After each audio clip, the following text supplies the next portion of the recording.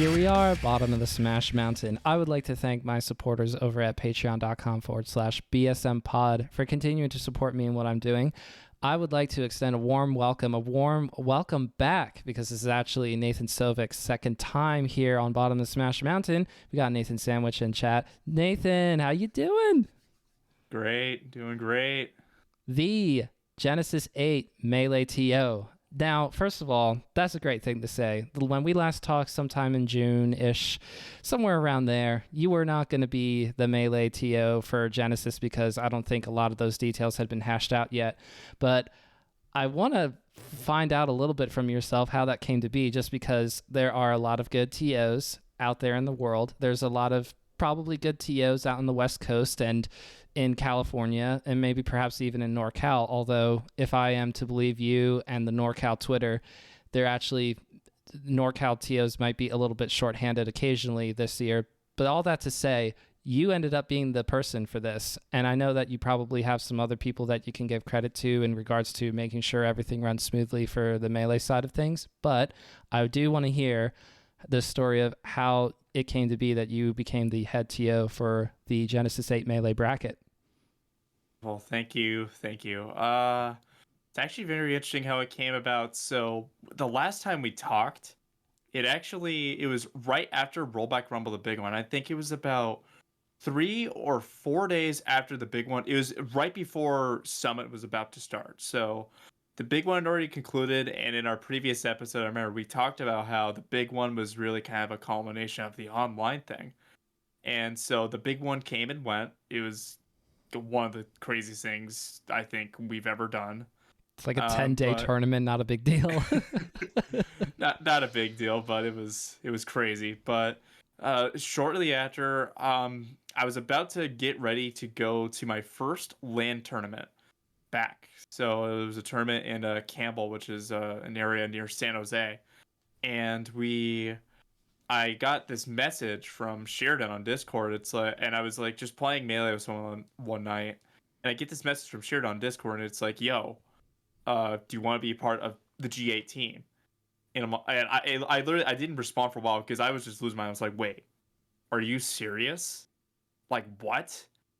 And I literally couldn't contain myself, and I was like, "Yeah, sure." And then I get pulled into a group chat, and it's just Jayde and I. Jayde, me, and Sheridan.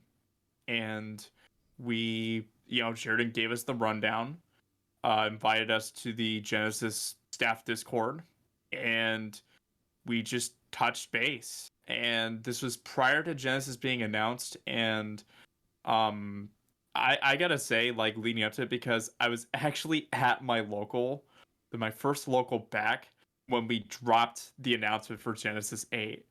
So I was like, when I drop this, I'm going to have so many people asking me questions first thing. And literally the first thing when we drop the announcement, I get DMs from Turn Down for Walt, Radar, and Wisely about commentary. I get people asking me in person about, hey, can I volunteer? Hey, can I do this at Genesis? It was very cool, but just absolutely insane. I was like, I literally dropped like the Facebook post and everything at the venue, and I was blown away by it.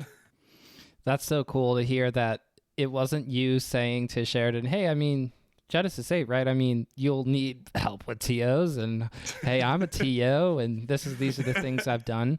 It helps, of course, because we should talk about Rollback Rumbles, the big one, for just a second here, because this is an event that was put on by the Rollback Rumble team, which you are a part of. Also Jayde, also Homemade Waffles, Brandon, a community stalwart, someone who makes Melee go through all kinds of different time periods. I mean, Homemade Waffles goes way back, right? So Rollback Rumble is just another part of the history books for him. And also, I want to give credit to Deadstorm and to Shigbot for also being a part of the Rollback Rumble team. So you guys put on a great event. It's a great event. And I do mean 10 days. It was like from one weekend to the next weekend, practically. It was just utter insanity from my own standpoint of how are you going to make this work? But you all did, so congratulations. And then I guess because the big one popped off, certainly a lot of interest, great brackets to watch, constant entertainment, all that fun stuff. And Sheridan, I mean, first of all, Sheridan's a friend of the program. Actually, everybody you've named so far, Jayde and yourself, obviously. We also got Wisely turned down for Walt and Radar, so that's a moment for me. All right, let's focus back to you. Point is that Sheridan is the kind of person who strikes me as, I like being able to collaborate. It takes a lot of collaboration to make a big major happen. So I also like seeing who is out there on the streets, putting in the work and making locals and regionals happen, or in the Rollback Rumble, the big one. That was a full-blown major, at least for the North American bracket, and had a great top 8. I mean, Tuesday going on that run was crazy. It was crazy. So yeah, that was crazy. So Sheridan just reaches out to you. That's the first thing that just blows me away hearing about it. That's the equivalent of someone like Sean Evans from Hot Ones or Samox, who made the Smash documentary, reaching out to me and saying, "Do you want to help me with the next thing?" I would be freaking out, dude. So of course it makes sense. Nathan, you're very passionate about doing TO stuff. I mean, you've also subsequently, in the time that we've talked, and we can talk about this as well, kind of brought NorCal IRL events back. Of course, we're in January of 2022, so that's a little bit tricky to run any sort of IRL events right now because of Omicron. But in terms of people who go back to this episode when you're very famous and they listen to this one in particular, such a big deal from the time that events came back in the middle of 2021 to when they had to sort of take a step back again. You were also working on that. So Sheridan, also NorCal. This is a NorCal tournament, even if it is a super major. So I feel like that was part of it as well. And also shout outs to Jayde, who also a great TO. Both of you kind of getting tapped on the shoulder, if you will. I think that's so cool for Sheridan to do that. Yeah, it's pretty special. I mean, just from a personal standpoint, because I mean, long story short, Genesis actually is technically from my area, which is the 925, which is our area code 925 Melee. Genesis 1 and 2 were actually held 15 minutes from my house. So from a personal standpoint, Genesis actually has kind of a strong connection to just my scene in particular. Bobak, the other person, who's like the head person with Genesis, he used to come to my fest all the time. The Germ, great artist and a person that used to work on Genesis. He does the Faces of Melee art thing. I used to go to his house and he lived 10 minutes from me. I'd go to his house to have for fests, and we had people like Phil come out to these, a bunch of old school legends like Bob Money, Lucian, who else? Even like our current people like Kevbot and Umarth, who are kind of some of our best players in NorCal right now, would come out to these. It was really neat. So I mean, like from the get-go, I kind of had like a good connection with Genesis to begin with, and I guess I should just mention this now. Actually, for Genesis 6, I'm wearing a G6 shirt for this occasion. G6. So I actually got into G6 for free, thanks to Bobak. So special thanks to Bobak for that. But like, you know, just in general, Genesis has always just treated me with grace, and it's actually my first. It was the first super majors I ever went to. I still have. I'm actually looking at them. You can't see them off screen, but I have all my Genesis lanyards there and everything. It's just, it's very special, and a lot of just the outside things coming to it. You know, this is just scraping the surface of actually kind of this neat occasion that Genesis 8 in particular has, and it just happens that Sheridan hit me up to do it, and I'm just like, it's a dream come true, to say the least. I'm like, you know, this is it. This is as big as it can get. But you're also being tapped on the shoulder in perhaps the most challenging year, most challenging time to bring in a super major, which implies thousands of people going. There's not a whole lot of indoor spaces in the world that are big enough for you to say, oh, it's almost like an outdoor environment where everybody's saying, oh, okay. All that to say is that in the midst of a pandemic, in the midst of constant variants being rolled out, like kind of like pandemic DLC, if you will, where you say, okay, now might be a good time. Okay, now might not be a good time. The good time, not good time. And you have to go back and forth. So as it stands now, we're in January 2022, very early. Although for you, you're probably doing that thing that a lot of people do before big events, which is going, it's only 28 days away. This is insane. So I'm at a little bit of a different perspective. I don't feel quite as much pressure as you do, I'm sure, because you have so many things you have to plan on, and I'm going to grill you about them slightly at the very least. So my question being, as a topic opener, this whole thing about the COVID, about the fact that this is not a tournament just for Melee. This is a tournament for Ultimate, and if I recall correctly, Nickelodeon All-Star Brawl. And yep. Is there another big bracket, or are those just three main brackets? So we also have Smash 64, Rivals of Aether, and there was another one, Guilty Gear Strive. Those are kind of the big ones to look out for. We also have like Magical Drop and Street Fighter 2, Super Street Fighter 2 Turbo. So we got quite a bit of events involved with this Genesis. Yeah, that's really cool. But would you consider, like, there's like main brackets and side brackets. Are those all main brackets to you? Because someone's being put in charge of making sure they fly? So I think like the main ones that I mentioned, I'd say like Melee and Ultimate are probably like the cream of the crop, and then it's probably like Rivals, Nick All-Stars, Strive, and 64 afterwards. There's some other events I forgot to mention as well, like DDR Extreme, Dance Dance Revolution Extreme.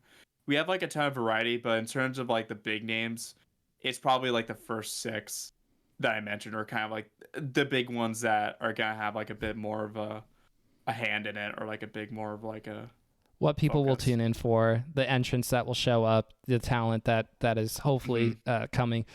So no offense to all the other all the brackets that have been named. For me, I love 64, Smash 64. Big fan. And maybe that'll get its own big old major, super major that thousands of people come out for, but at least not for the time being. I want to give credits to Drew, one of my Patreons, who asks this question. When did NathanSandwich, when did you know that Genesis was going to look different this year? And this ties into the COVID thing, but please take it away. Basically, when I first got hit up about it, I knew it was going to be different, because I mean, I was just about to go to my first LAN local back. It was back at the time where we didn't mandate vaccines to go to tournaments anyway, because we were still kind of figuring things out. And I mean, to some extent, I think big events are still figuring this out today. I mean, if you look at it in hindsight, you've only had, if you push aside the Smash Summits, you've only had Riptide, Low Tide City, Main Stage, and Smash World Tour as kind of like the 4 big events that have had, sort of like some sort of COVID protocol or how they approach it. And each event has kind of approached it in their own way, for better or for worse. So like, much like them, we're just kind of taking notes of like what was good about these events, what was bad. This is something that's constantly talked about in our Genesis meetings. So, the best way to say is that we're taking bits and pieces. Like this was really good from Riptide. We're gonna go and do something like this, or this is kind of questionable. From like this set event, we're probably not going to go with this route. So, I mean, we're thinking about all these scenarios. So, I mean, it's just going to be different in its own part, because this is going to be the biggest event in a post-COVID world. It is going to be the biggest event. I mean, right now, as it stands, it's approaching like top 5 in terms of entrants for Ultimate and Melee. I think for Melee, it's like 5th biggest amount of entrants of all time, right? 5th largest. As of now, yes. That number will probably fluctuate and change over time. I mean, I think the best way to say is just only time will tell. But I think you can say for certain it's certainly going to be one of the biggest tournaments in Melee's history. We don't know where, but is certainly going to be one of the biggest, one way or another. And that's what makes it so scary, because you are trying to do that in the midst of the pandemic stuff. And of course, the big bad boss on the ground right now is the Omicron variant, where supposedly, and I'll TLDR this from someone who's not a doctor and is not the CDC, is apparently very contagious, maybe perhaps a milder set of symptoms, but is on the, like, its skill level is high in contagiousness. So what a lot of what has been happening, I've seen a lot of different events, like my local canceled for the time being because of the Omicron, and then up in New York, the Function 2, which was supposed to be, I guess, this upcoming weekend, not the one we just came out of, but this upcoming weekend, that's been pushed back. They pushed back their nightclub Wednesday night events because because they don't want to get bitten by the Omicron stuff too much. And I'll just stop there. We don't have to name them one by one. But for you're looking at trying to host a very large event in a space that is large enough to hold everybody, where everybody can social distance and such. So that's already a good tick off the bat right there. It's not like you're asking 3,000 to 5,000 people to crowd into like a hotel convention center. It's a little bit bigger than that. It's like it's like a real place with like real rules. So do you want to just touch on that a little bit, put some minds to ease perhaps? All right. So, I mean, the big thing, I'm glad that I can say this. So we actually are going to have 2 halls for this Genesis. So that's already one thing. So we're going to have like basically double the space. To people that went to Genesis 3 and Genesis 4, we have those exact same halls. So so I can reassure to people that, we're going to have a good amount of space to make sure that people are safe. So I think that's like the biggest thing that's on our mind, is that, we're going to have the space, and it's just a matter of just, can we apply, our COVID protocol correctly. As of the recording of this, we haven't announced it yet, but, it's just been something that we've just been working on, and, we'll announce hopefully soon, probably maybe even when this video is out. But it is definitely something that is just, it's our priority. As I think a good way to say it is, Toph actually says that, it's going to be approached kind of how Riptide did to COVID protocol, in terms of how strict they are, where TOs and staff were just yelling at people to, get their masks up and everything like that. It probably will be encouraged for us to do something like that, to have this sort of route. So, I mean, we've really looked at Riptide in particular when it comes to these types of instances. Yeah, I remember for Riptide specifically, I saw countless Jayde tweets about the struggle that they were in battling on. Jayde and Contra, I believe, were the ones tweeting about it the most, because they were helping to run the Riptide brackets. And I'm also remembering a couple of Bobak tweets from perhaps it was around a week ago now, something to the effect of, "Hey, we're gonna make this as strict of a thing as we're able to do, in terms of saying there's not really much room for sliding around." A classic example, because Hungrybox moves the needle, is when he's up on the main stage, at main stage, and it's just sort of like, forgetting to put his mask on or whatever else, or snot over his nose, and that's cute, kind of, but also, like, what are we doing? And then I also, sorry to pick on Mewtwo King a little bit here, but at the Smash World Tour, up on stream a couple of times, just like struggling with the whole like coming down over the nose thing, or whatever, trying to do RPS, and just like you want to make this something where it's not like you're hovering over someone waiting to pounce on them and say, "Oh, ho, ho, ho, I got you now," while at the same time being like, if we're gonna be doing this event, which it's more or less set in stone, this is not a backing out sort of deal. Genesis 8 can't just simply not happen at this point, locked in. So if we're gonna do this, we are going to do it as right as possible, do right by everybody who's here, who is taking and like it's not like a super high walking into a death trap risk. I don't think that Mm-hmm. a whole lot of people picture it that way, just because of the PR that's been put out so far, if you want to call it that there will be a lot of safety protocols being pushed and enforced. But yes, there is a higher risk as compared to staying home. So if we're going to ask everybody to come out and to be able to support this event, support the community and each other, and put on some dope hype melee matches and I guess ultimate matches as well. But you get it, melee. So we need everybody to do all this stuff to be safe as much as possible the whole time.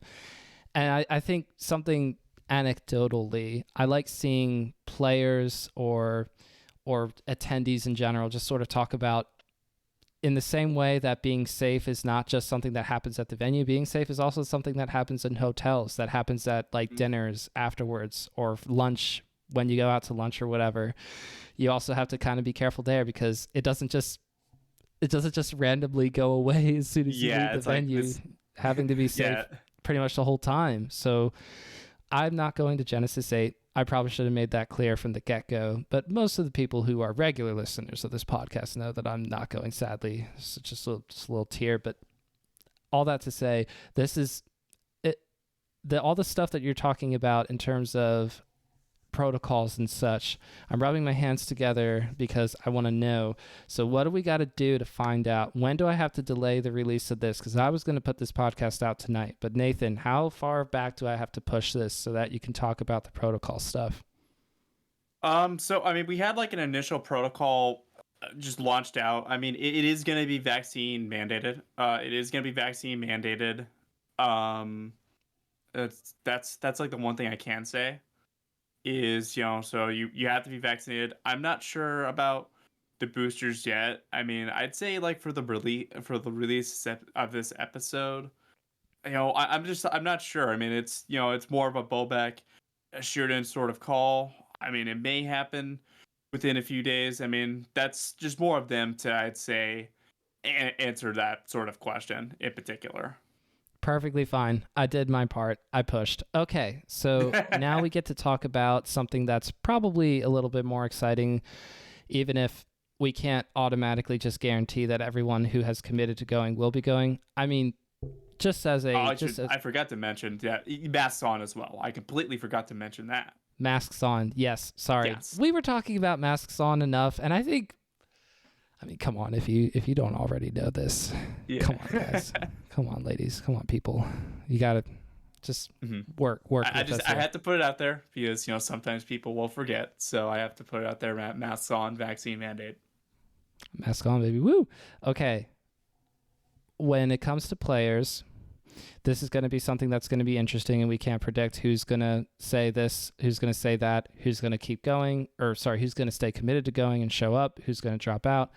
I guess notable dropouts that I've seen at this time would be Wrangler just about, and I guess Pew Pew U doesn't really count because he wasn't going to be entering bracket anyway, but this was going to be like Pew Pew U's first big tournament in person back. He didn't go to anything after he retired at the beginning of 2021. So this would just be like, and he's gone to every Genesis. That's also kind of a cool story. Not being able to go to Genesis 8 because he's trying to be conscious of the people that he's around who are immunocompromised. So good move there, but also, just sad because you want to be able to go to a really big event. And Pew Pew U is also NorCal, so it's in his backyard too, or at least more than mine.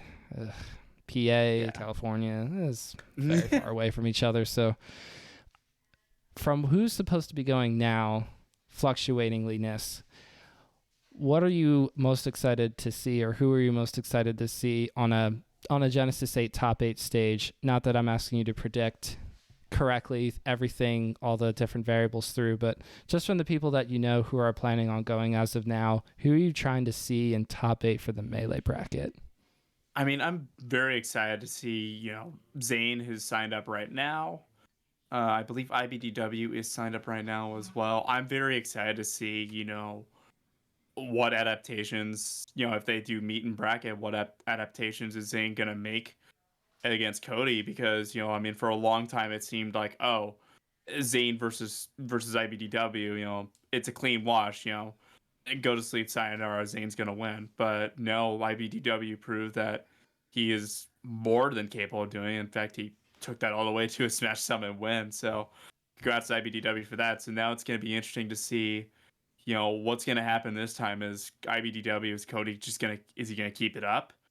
Is Zayn gonna strike back? There's a lot of questions there at the moment. I mean, I'd say I'm very excited for that, and I'd say it's crazy to call him a wild card now, but Hungrybox, you know, HBox is someone where everyone knows what HBox is capable of. I mean, on his best day, he probably looks like the best player in the world.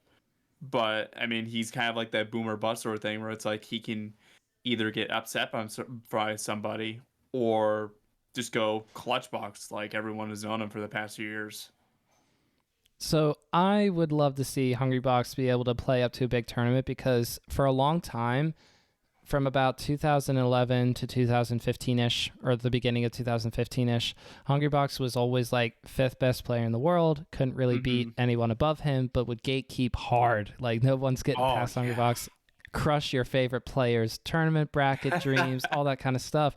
But what he did do very consistently was show up for Evo, which is, or was, I should say, one of the biggest tournaments each year for Melee. Evo, from Evo 2013 on, he would be like getting second or third until eventually culminating in the 2016 Evo where he won.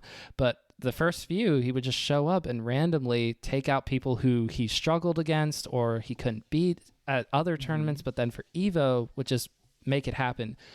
Maybe that's because of the whole best of three thing. Who knows? But for Genesis, again, Hungrybox would show up for Genesis events, in particular after 2016, and place top 8, easy, top 4 most of the time, or each one. I don't know. I'm not one of the Melee stats people, so I don't have to be pressured to know for sure.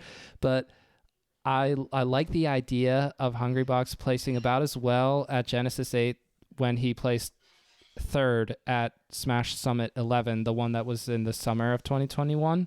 The first big tournament back, and everybody saying, will we see online Hungrybox or offline Hungrybox? And we saw pretty much offline Hungrybox. We saw a pretty good placing, losing only to Mango and Zayn, who were in grand finals.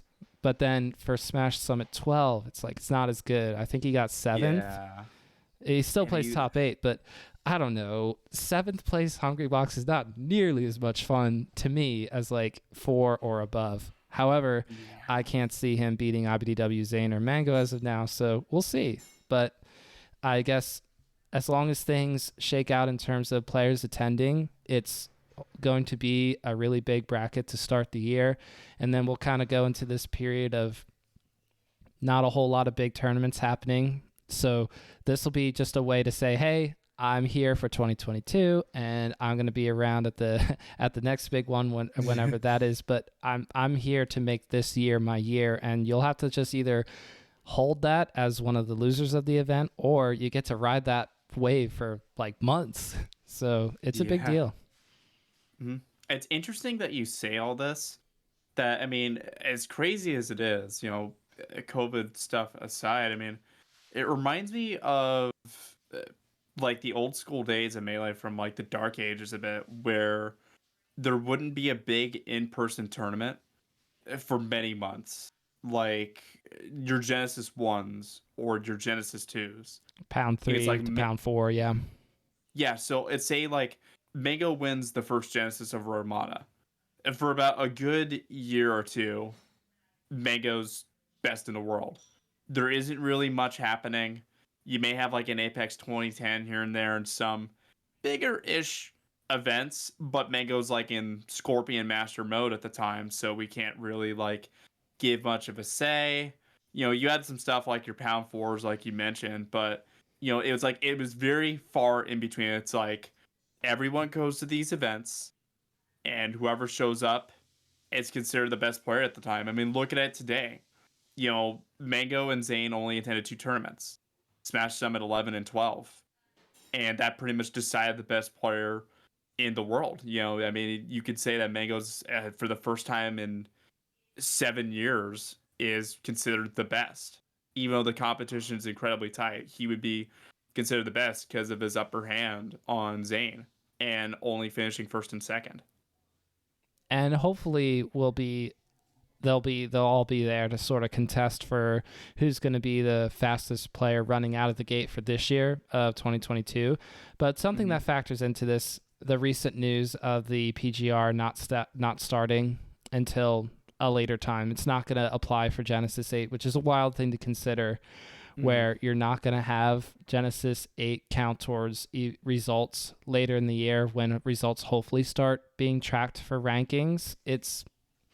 Those two things are so weird to me. Like, I know that it's such a hard decision to say, what do we do? Do we force players to do something that they're not 100% comfortable with, that we can't feel 100% comfortable doing? Or do we just sort of have to grit our teeth and push through because there needs to be rankings?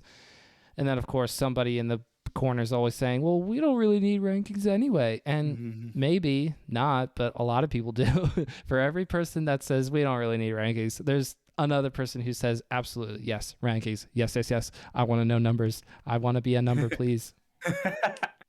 That's melee. You're talking melee stats language here, but it's a very interesting situation. We've had talks like just in private, like our staff has had talks in private of how we feel about the situation. I mean, I'd say that it's a tough call, and I mean, we'll see what happens. I think the best thing is just only time will really tell if Genesis will get added or not, because I mean, in hindsight, Genesis is, as of now, the biggest event of the year, bar none.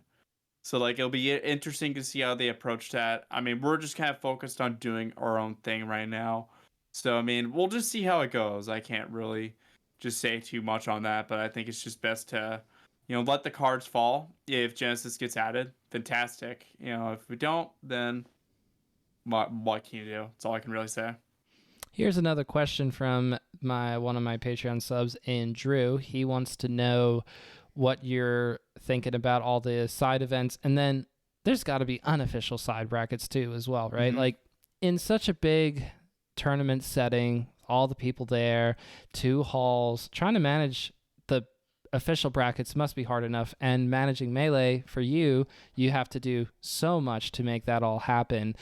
So when people start talking about, oh yeah, side bracket starts taking up friendly setups or whatever, I mean, that's probably going to happen in some capacity. So what do you think about when you think about how to make that all fun while at the same time manageable? Because you want to be able to make sure that that not all the friendlies are being hogged for like a low tier tournament bracket that somebody decided to throw or whatever. Very good question. Gotta say, very good question. So we do actually have some in mind. So one of them, actually, we're gonna have brackets on demand. So what brackets on demand are is you're gonna have like a paper bracket, and you just sign your name on. I don't know if we're doing 8 or 16 entrants per paper bracket, but this is something that we've done at Genesis 5, 6, and 7. I actually, funny enough, I got this G6 shirt from winning one of the paper brackets. So let's go. Shout outs to that. So what we'll do is that we'll have the paper brackets, and the winner of the paper bracket I think gets like $20, I believe. I think that's what Sheridan, Jayde, and I talked about. I actually was the one that suggested it because I enjoyed doing the brackets on demand. I think it's gonna be single limb. I could be wrong, but bottom line is that is going to be something available for people to do throughout the day, mainly Fridays and Saturdays. I'm not sure which day in particular, but just if anything, brackets on demand are going to be a thing where we're going to have maybe like a pool captain or a volunteer or something like that. They're just going to have a piece of paper. You sign your name on it. I think it's going to be randomly seated entirely. You just go and write your name, and that's it. You're in the bracket, and you just go and play.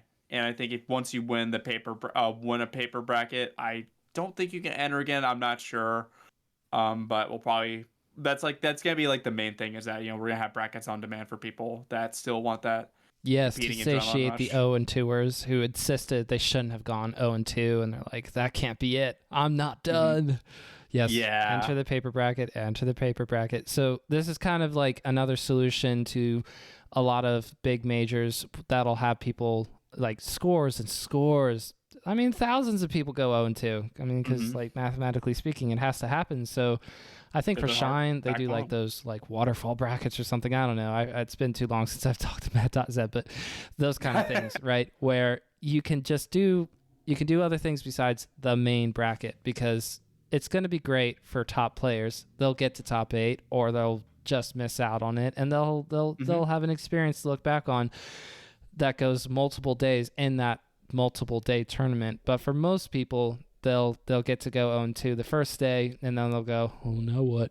And of course, I'm sure there's going to be plenty to do just besides playing friendlies and such. I mean, there's going to be vendors there, for crying out loud. You're going to get to hopefully get a new sick conch if you're looking for one. And I feel like the answer to that question is Melee players are always looking for new conches. Are you kidding me? Always. So hopefully there'll be much to do. But having paper brackets, having like these quick single elim stuff where you can just get your competition juices flowing still, that sounds awesome. Yep. That was one thing I was really happy about, that Sheridan said, yeah, let's go ahead with it, because I enjoyed it when I was a competitor competing in the events. So I'm glad that we're bringing this back, because as it's just it's a neat thing to do, because there's a lot more than just going 0-2 or 1-2 at a major. Sometimes, I mean, there's got to be more to it. You just don't go there to enter a given bracket. You have to be there for the full experience. There's so much more to it. As someone once said, there's so much more Melee to be played. And that certainly is the case with what we're trying to do for Genesis. Yeah, Scar didn't say, and Mango, excuse me. Sorry, Mango. Mango didn't say there's so much more main bracket Melee to be played. He said there's so much more Melee to be played. Yep. That's exactly it. I apologize, Mango. It's just that Scar said it, so when Scar says something, it's kind of hard to distance it. All right. I wanted to ask you, so this is where we can test the TO side of yourself, because I haven't really been grilling you on that other than the COVID stuff, which is not really fair. That's not what TOs sign up for per se, but an important responsibility. I wanted to hear, how do you intend on making this happen, practically speaking? How do you get from saying, I want to do paper brackets, to actually being there that day, ensuring that they're actually happening? Just walk me through that as much as you feel comfortable doing. So I mean, like the cycle that we're doing, I mean, we're going to have like other people, like volunteers and such. We also have this crew, we call them SYF, Stop Your Friendlies, which has Mudkip, Frecky, Swanner, Supernac, a few others, Unsure, Midwest TO. We have like another set of crew with us that are accommodating Jayde and I, and also the ultimate side of things. So I mean, they're around. Like, we're gonna have other people around with us. It's not just gonna be Jayde and I running the show. I mean, we got a full team behind this, and we're gonna have obviously a ton of volunteers as well in the process. So it won't just be strictly just us running paper brackets and everything like that. There's just so much more to it. I mean, if anything, Jayde and I probably are gonna have many other things on our mind. I mean, that probably paper brackets is, it's going to be bottom of the list. That's why I'm curious, like, how you make that happen. Because you'll have volunteers, you'll have pool captains, you'll have people making sure all the waves are going along just fine. Because you can't, two people doing hundreds and hundreds or 1,000 plus people. No, that's ridiculous. We're not doing that. We're the two heads of it, but the two Melee heads of it. But if you're asked us to do all of that, that's like that won't go well. But I mean, thankfully, we got it covered. I mean, if you're Sheridan and Bobak, this isn't your first rodeo. So, like, if anything, I think we're gonna come prepared for this whole thing, and I'm pretty just excited to see it come together. So we'll talk about sort of like the fallout from here to the next big tournament, which is Double Down. So this is a question that I give credit to Drew as well. Came up with some great questions. Shout outs to Drew. How do you look forward to Double Down after you get past this tournament? Because I feel like that is the important key thing here. There is no shot that you're looking past anything but Genesis 8 right now. So once you get past that, are you trying to help out with Double Down, or are you just pretty much just going to lay low for a long time because it'll take that much time to be able to recover from such a big event like this? So like right now I'm actually signed up for Smash Camp, which is like Double Down actually takes place a week after Smash Camp. I'm not sure. I mean, it's gonna be a one or the other. So since right now I'm signed up for Smash Camp, like I'll probably just go to Smash Camp Um, instead, Absolutely. I don't really know too much of like the people. I don't have too much of a connection with the people working on Double Down right now, but I Yeah, think if VGBC. anything, yeah. But like, and if anything, I think my mind is just so set on Genesis right now that it's kind of hard to look past it. Yeah, just right now. If you were to say, probably ask me after Genesis, I could probably give you a bit more of a layout. But I'd say for just for the time being, Genesis is the main thing. Then probably going to Smash Camp. I haven't really thought too much about Double Down if I'm going or not. I mean, it's gonna be just kind of a we'll see sort of thing. If anything after Genesis, I'm sure regardless of the whole entire event, I'll probably my name will be definitely a lot more out there in some capacity. So I mean, we'll see. It's just kind of I think the best answer I could give is only time will tell because a lot can probably change between now and when Genesis ends. So let's talk about you a little bit more because I think we've covered a lot of Genesis 8. Okay, you know what? Do you have anything else you want to say about Genesis 8 before we move on to you stuff? Oh well, I mean, from a personal standpoint, uh, this it's kind of Genesis is a full circle. It is coming full circle. I mean, we talked about with Rollback Rumble, the big one, the last time we talked, how the big one was kind of a culmination of everything that we have done online up to that point and culminating in this one event and having that be the bridge to offline coming back, which was Smash Summit 11 because we had the Summit qualifiers for it. I would say, I mean, with Genesis, I mean, you could go all the way back to maybe when I first joined the community. And, so I mean, with the fact that I mentioned before that I had the strong connection with Genesis to begin with, because Genesis is 925 and everything.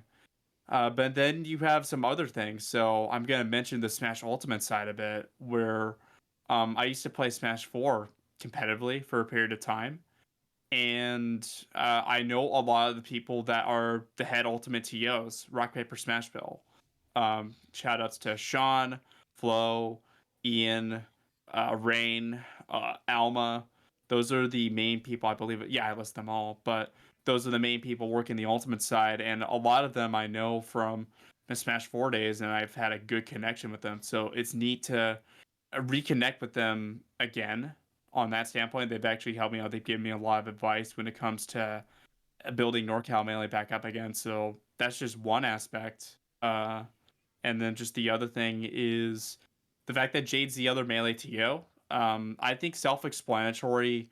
I mean, if you look at what I mentioned before in the previous podcast, I mean, Jayde and I we kind of have gone, to get through this whole rise together. They've had a bit more of, I'd say, a front, like, with them going to Low Tide, Riptide, and being a staff for main stage. But in a high and in a sense, we kind of have done a lot of this stuff together, and the fact that this is all culminating to where we're now doing Genesis together. Like, first it was doing roll by roll with the big ones, like, oh, this is really cool. We built this thing online.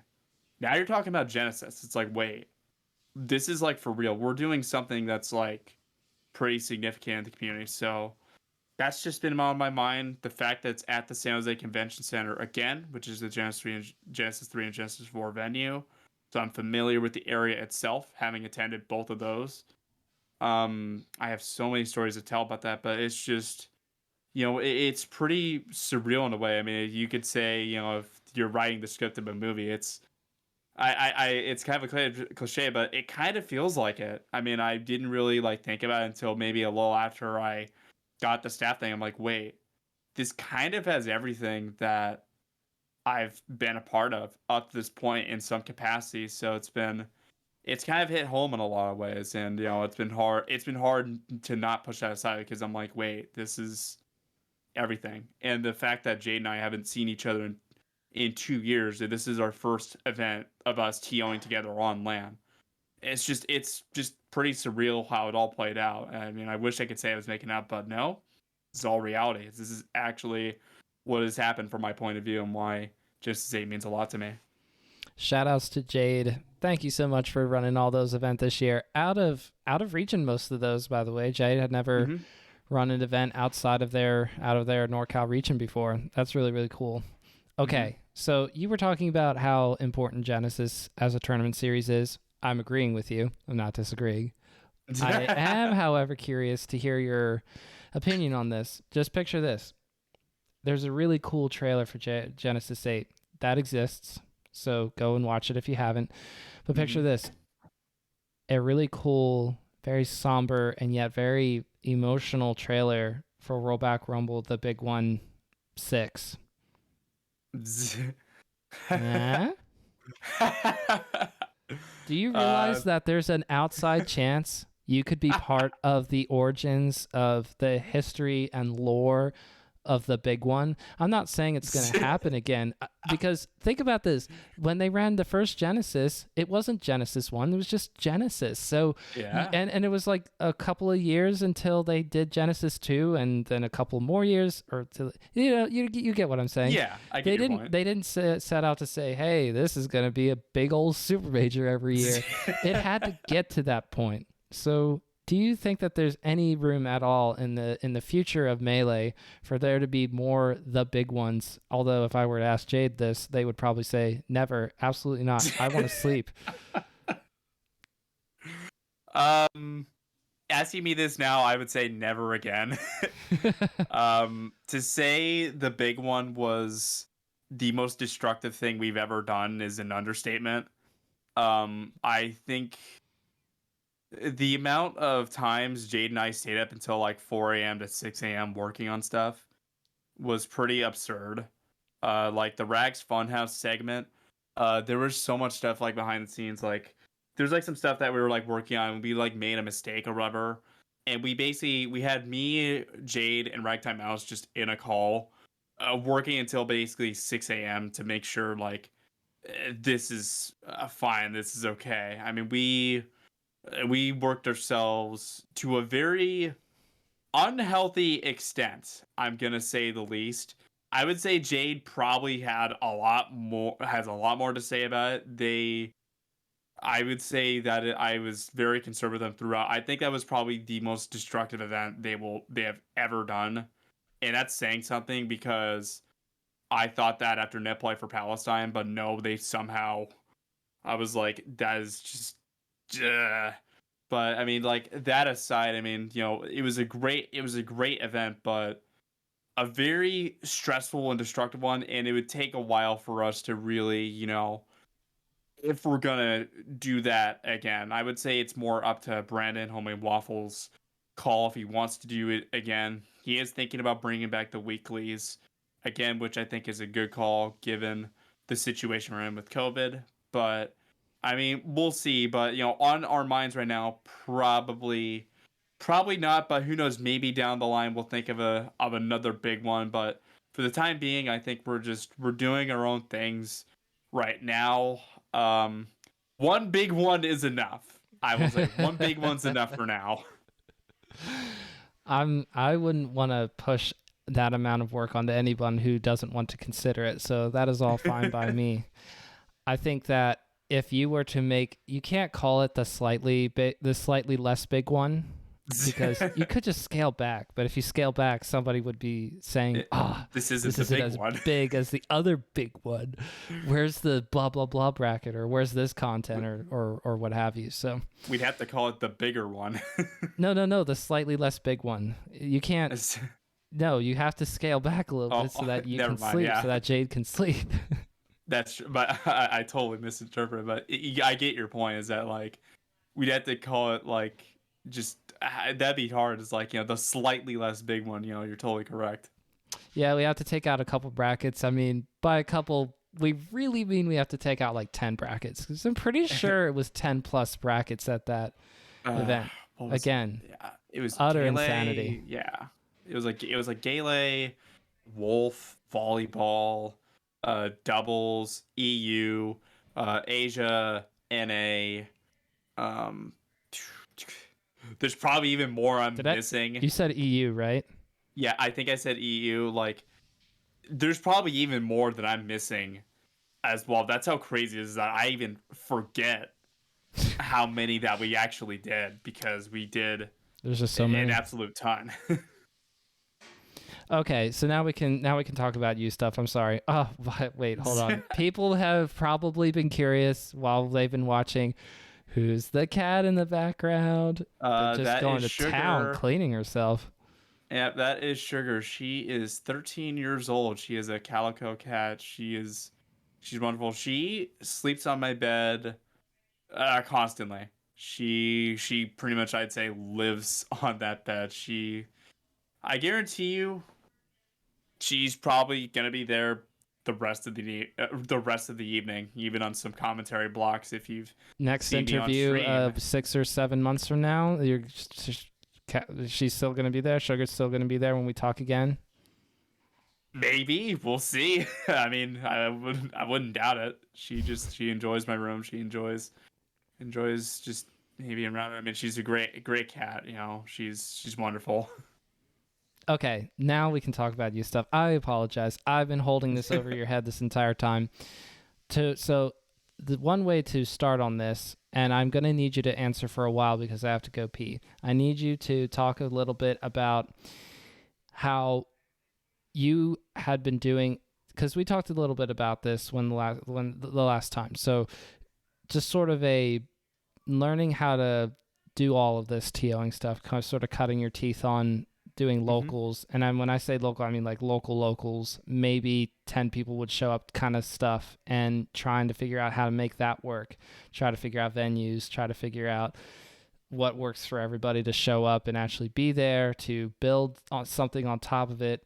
And you're here now, you're about to run Genesis 8. So there's been a growth process to that. And so you can just deliver what I suspect to be a very awesome emotional monologue about what that all has meant to you. But I'm probably only going to catch the tail end of it because I have to go pee so bad. But can you take it? Can you take it while I'm doing that? Yeah. So just like sum it up, just like my journey, or just like have how do I want to how do you want me to phrase this How in has a way? 2021 been the accelerator to all this? Because it felt like 2021 was an accelerator. So you can sort of Hmm. put your TOing stuff into that perspective of like how to take off this year specifically.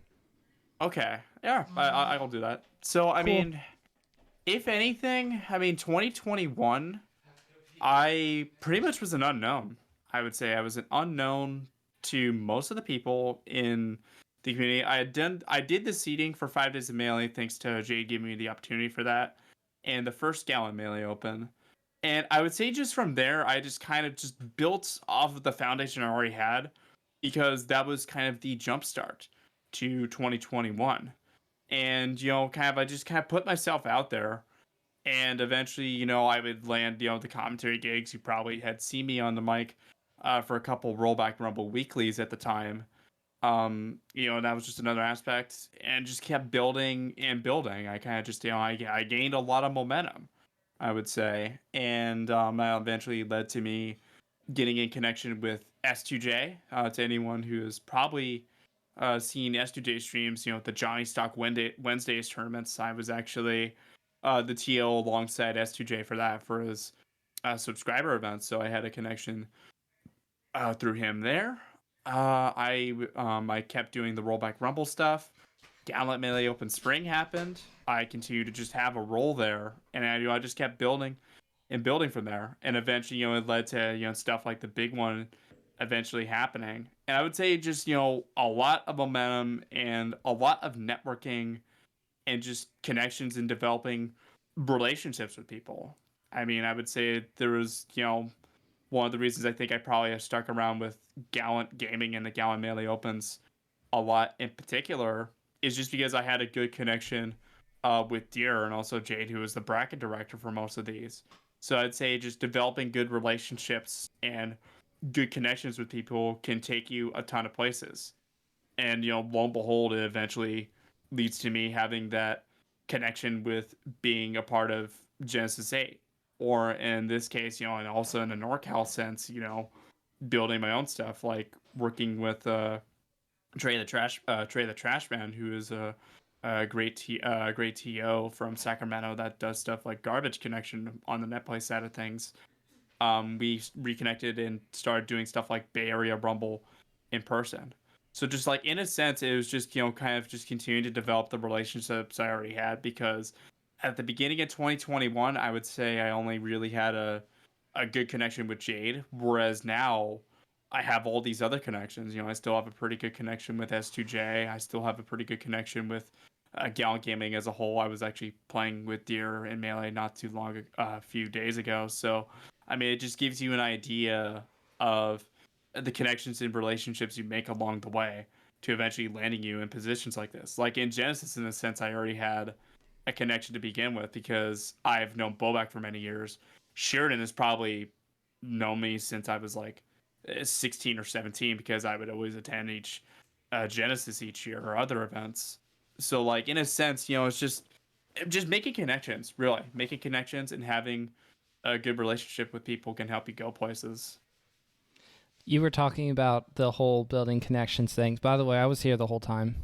Mm-hmm. Anyway, you were talking about the connections thing, and that is such an important thing in terms of being able to do more stuff. Even if you were already a good TO at the beginning of the year, you certainly would say you've grown in terms of your ability to do that in the time since. But I think that something that acts as a barrier to some people, I'm not saying everybody, but someone who's a little bit more introverted like myself, I think I hold myself back in some ways, where I say to myself, putting myself out there too much. I need to hold myself from doing that, because if I put myself out there too much, I'm just being annoying to everybody. I'm like polluting the water, or just scrumming up things too much, of being like me, while also saying, look, I know I'm not for everybody, but I'm kind of doing the cool thing over here. Does anybody want to collaborate and do cool stuff or whatever? Do you want to come on the podcast and talk with me? However it may be.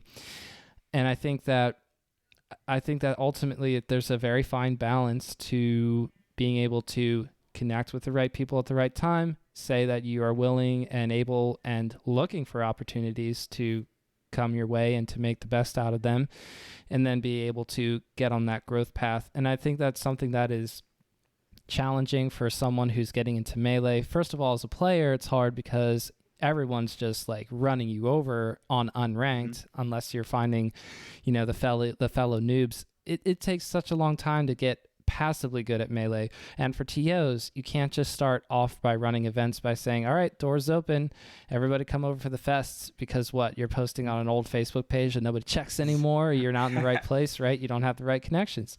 Or as a commentator, where I was reading a very interesting thread today about someone who applied for commentary for Genesis 8 as an ultimate commentator, and saying, hey, I didn't really get a fair shot at this. And more or less the replies were people of the Smash Twitter sphere basically saying, a lot of this has to do with legacy for current ultimate commentators, and it would be the same for Melee, as well as you got to know the right people. It's not just about what you do. You also have to play the connections game, because ultimately it's not like there's a proper quote unquote system for people to go up. It's the beauty of grassroots. It's the beauty of a community that doesn't have a full official structure of like, oh, you are this rank, therefore you get to do this amount or this cool of an event.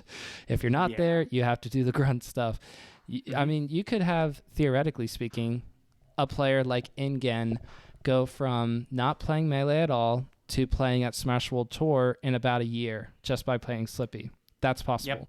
You could have a TO who hasn't really run a whole lot of events, all of a sudden, bam, is helping to run net play for Palestine, because that was true of Petra. Shout outs to Petra. I love Petra. And then for commentators, I can't think of an immediate impact commentator off the top of my head, but what I will say is that for someone like Turn Down for Walden Radar, they didn't really do a ton of commentary to my knowledge prior to 2021, but they really hit it off and got a lot of cool events and were able to commentate a lot of cool stuff and a lot of top eights by commentary duoing together, and just sort of discovering that in 2021 pretty quickly, it felt like. Of course, the part there is they had connections, but it's possible. But having those connections for you, How do you do that? How do you walk that fine line of being like, hey, I'm around, I'm available, please Hmm. involve me in Uh, your stuff while not being annoying about it?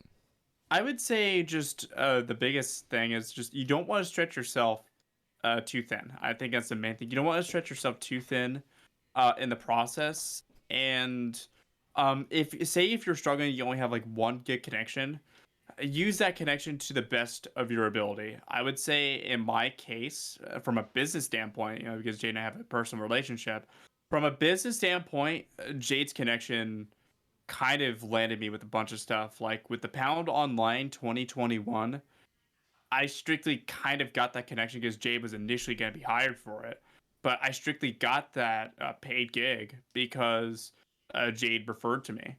The same thing goes for, most of the rollback rumble weeklies because Jade and I had just a good close friendship. So like in a sense, I use that friendship and just that connection a ton in particular to really kind of get me into the position I am now. And we still, I'd say, have a strong friendship relationship now, just because we had done so much together, and eventually that led to me to where I could kind of start growing these other connections, like Trey the Trashman and I. We did our tournament series, my tournament series, Get in the Box, where we partnered together.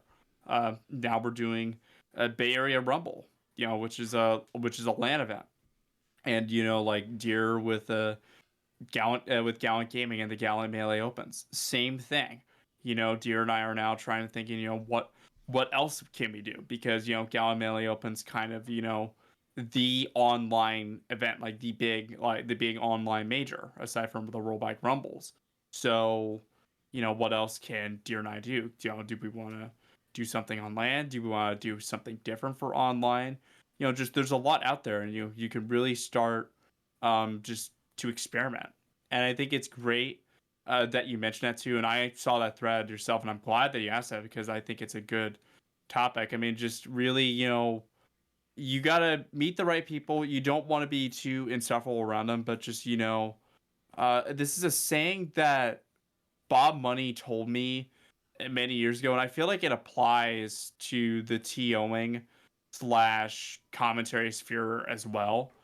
The good players will play the fun players. And that's something I've always kind of stuck by. And I think it's a good word of advice because, in this day and age, like from a competitor standpoint, everyone has kind of good tech skill. On a TO standpoint, a commentary standpoint, I would say this is the most competitive, like the TOing slash commentary positions have ever been. Like being a part of the commentary team that kind of goes and like works. I worked with Pangu on it, figuring out the commentary lineup. It was very difficult. We've had to make some difficult cuts in the process.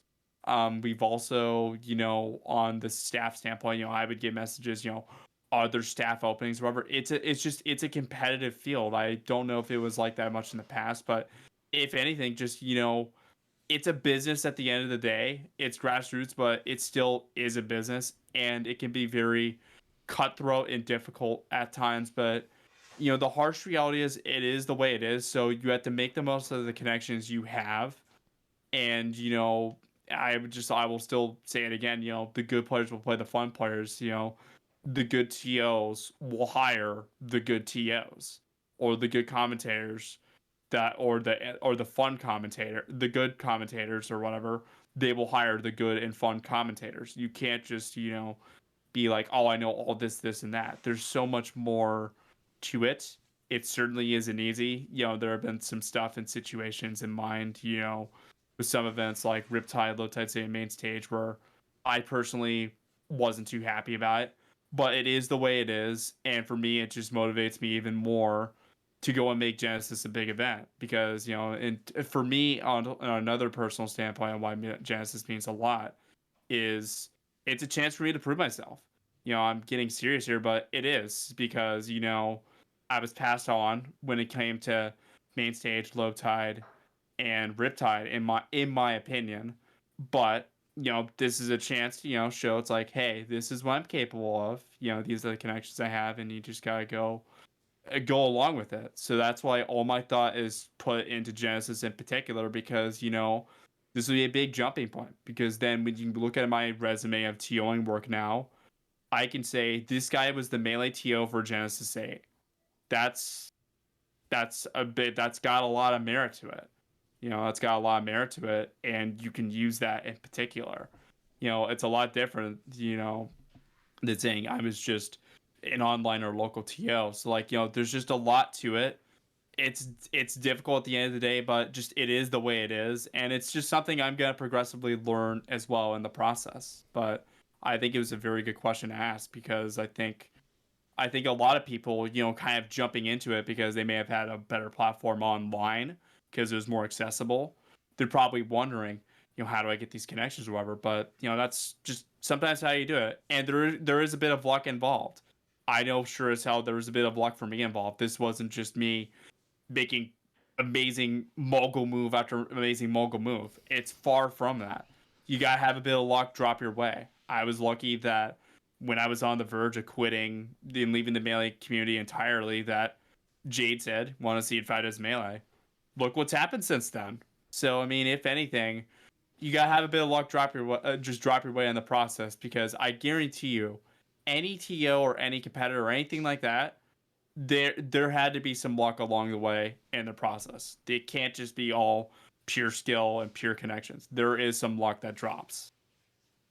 I always enjoy seeing your goals for each year. So just talk about what is a goal for 2022 for you. Aside from what I put out, if you've seen on my Twitter, it's my pinned message, my pinned tweet. Aside from what I put out, I mean, I think the first one is self-explanatory. TO Genesis 8, but TO it well.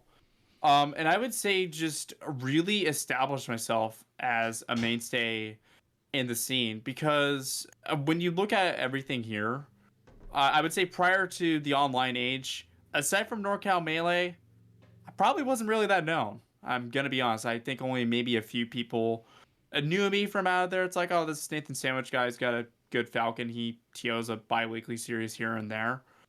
Whereas now I'm a bit more known. It's like, this is me. The pretty good online TO, does stuff for Rollback Rumble and Gallant. And just really just to continue to establish myself, because I've proven to have like a pretty pretty respectable resume, to say the least. I get a lot of questions from people now. It's like, how do I start up a local scene or whatever? It's that's why I made if you saw my Twitter poll about should I make something about this or not, about like bracket running, because I think it's a legitimate thing, because people are kind of coming to me now. It was very unexpected for me from my perspective, because this stuff just kind of, I wouldn't say happened overnight, but just it creeped up on me fast. It's like, wait, I'm kind of the people that people look up to now. So for me, it's about establishing myself. I continue to be a good influence, because I think right now, given in NorCal's situation, there aren't a lot of TOs to begin with. Like just as of the recording of this, yesterday, one of our Santa Cruz TOs, Physics. Shouts to Physics. Andy is great TO. Has been a TO for many years for that South Bay scene. They had to stop their weekly 11th hour. Unfortunately, like, it just gives you an idea that, like, just sort of the situation right now is that it's pretty scarce, and you have to sometimes build your way up. And I'm sure other scenes are like that as well. But in the case of NorCal, it's difficult because we're trying to get the scene on its feet, and like people like Bobak and Sheridan, they're not NorCal residents anymore, with Bobak living in SoCal and Sheridan living in Oregon. So like, in a way, it's a new beginning for NorCal Melee. There's we're kind of still finding our bearings as is.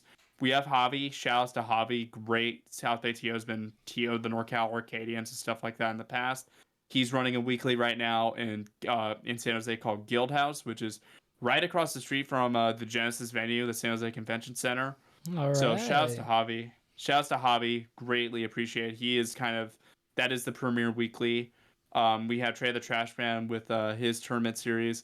Kind of happens off and on, but it's called Battle City Melee. Um, Up in Sacramento.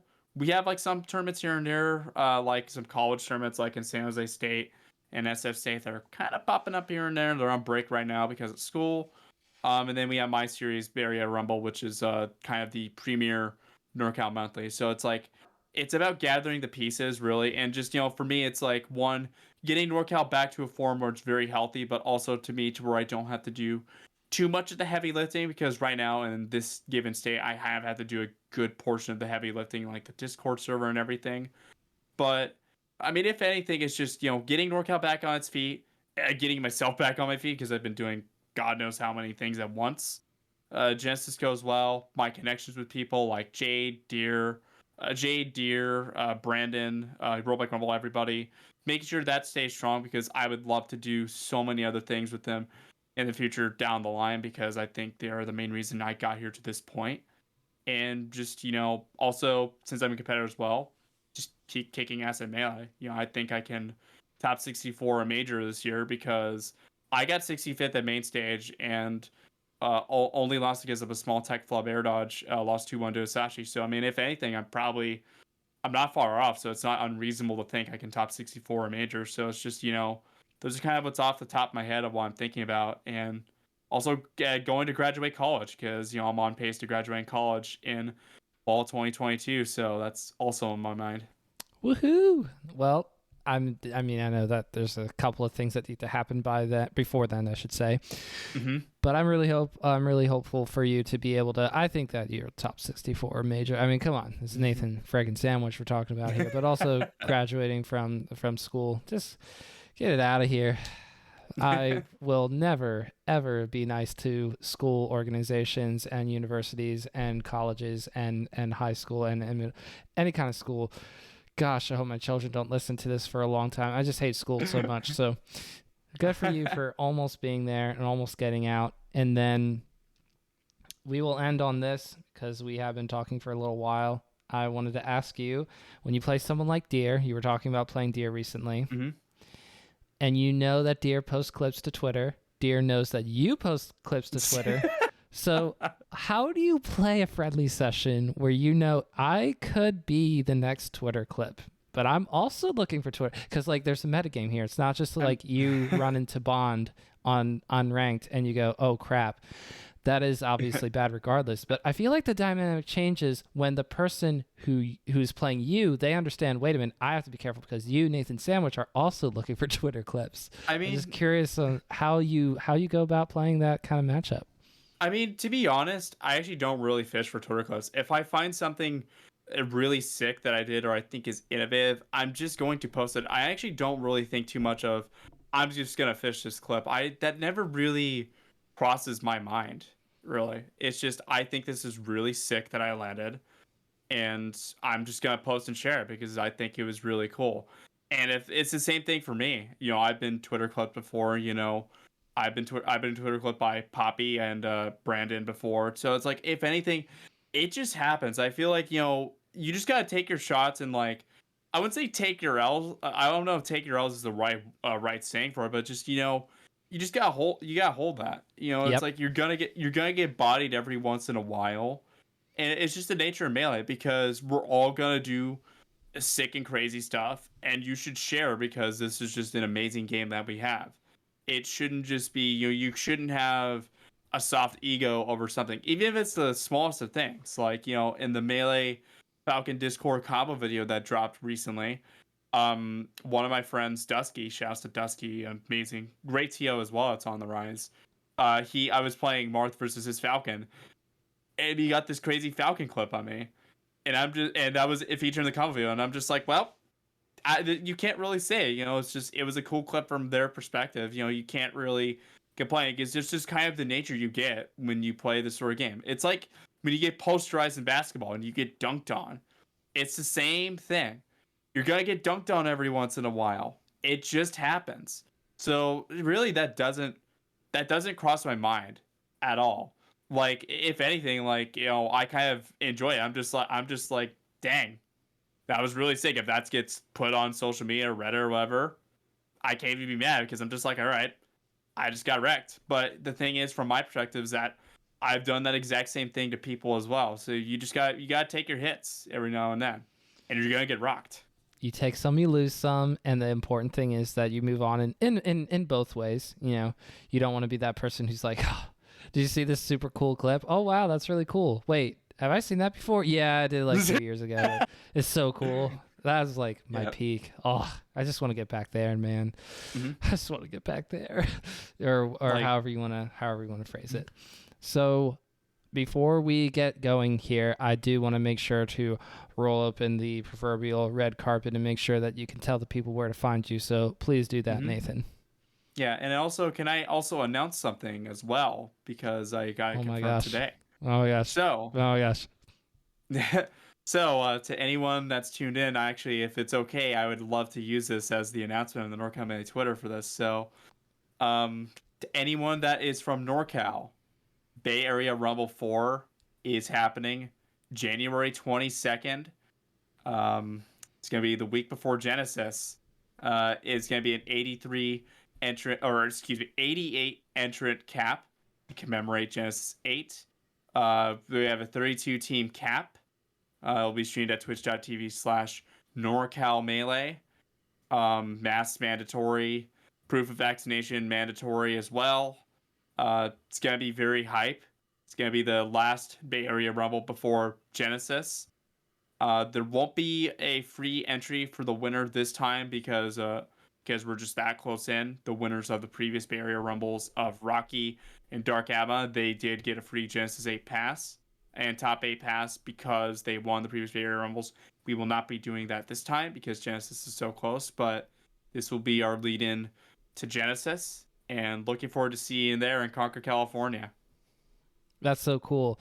You don't have to put this on the Twitter part, but let's just say I think a good idea is if you win Bay Area Rumble 4, you will get a lot of winks and smiles from NathanSandwich as he sees you against repeatedly bad players to allow you to top 64 Genesis 8 quite easily. So you're saying you get the NathanSandwich seal of approval to rig your bracket into your favor. Is that what you're saying here? Yes, the NathanSandwich rigging. It's just it's an idea. The first thing that came to mind, I was like, well, actually, no, that was the second thing. The first thing was, we'll just give him enough money to be like a Genesis 8 pass. That seemed kind of lame because it's cash and it's not an event lanyard or something. I don't know. Not that you give Rocky and Dark Atma a lanyard when they won Bay Area Rumble 3 and 2, but anyway, you're obviously not going to do that, so I thought I would suggest it because it's a ridiculous suggestion. Going for the lulz. All right. So be sure to catch Bay Area Rumble 4 for anyone who also wants to watch. NorCal Melee is good Melee, so you go to twitch.tv/NorCal Melee. That'll be in the description below, along with NathanSandwich's socials, which are... All right, twitch.tv/NathanSandwich, Twitter @NathanSandwich, probably that's seen on the overlay there. Those are like the main places you can find me. I'm also I'm pretty active on Discord. My hands are gonna be a bit full with Genesis, NathanSandwich, #4420 if you want to contact me on Discord and such. Those are the main ways that you can definitely get a hold of me, or on my bio if you want to consider doing other businesses with me, and 7sovic@gmail.com if you want to get in contact with me there for more gigs or anything like that. Kind of just looking to branch out a bit more. And then also Twitter @NorCal Melee as well. That Twitter account, would love to continue to grow that Twitter account as well, because that is kind of the hub for us. We just cracked 1,000 followers. Congrats, for it not too long ago. Let's go. I'm very, very excited about that, and I've enjoyed doing the social media management side of it. So expect a lot of posts and a lot of maybe even memes. Who knows? I mean, love to just see what I can do with that account. I'm very grateful that I was able to revive that account after it had been a bit dormant for a few years. I'm very thankful I was able to keep my mouth shut while you're making the announcement, because I just wanted to cut you off just because, to kind of ruin it a little bit, be a degenerate, but I held on. So I have to congratulate myself, and I must congratulate you, Nathan. You did such a great job coming onto the podcast today, where you knew you were going to have to talk about Genesis 8, and it's not just a you thing. It is literally history in the making. One of the biggest and most hype events that you will see for all of 2022. You can do Double Down, you could do the Big House 10, you could do Ludwig's tournament, but people are still going to talk about Genesis 8 at the end of the year as one of those all-time big tournaments. So Nathan, you did great. It was awesome to have you on again. I look forward to sometime in the future we can have you on again, just because anybody who I bring on, I'm just like, oh, that was cool. I love to do more cool stuff in the future again. So that applies to you as well, sir. Nathan, thank you so much for joining me on Bottom of Smash Mountain. Oh, thank you as well. I mean, I am a fan of your work as well. I was excited to come on to begin with, and that was like the one thing when I realized all the things happening just going on. It's like I should really jump on and do another episode of this because I think it'd be very good, and I'm very glad that you were wanting to have me on as well. I think it was just a match made in heaven, and definitely sometime in the future, maybe many months down the road, but grateful again, grateful to anyone that's helping out just to get to this point. Home stretch. That's all I gotta say. Home stretch. The countdown begins. Genesis A is around the corner. So let's get to it.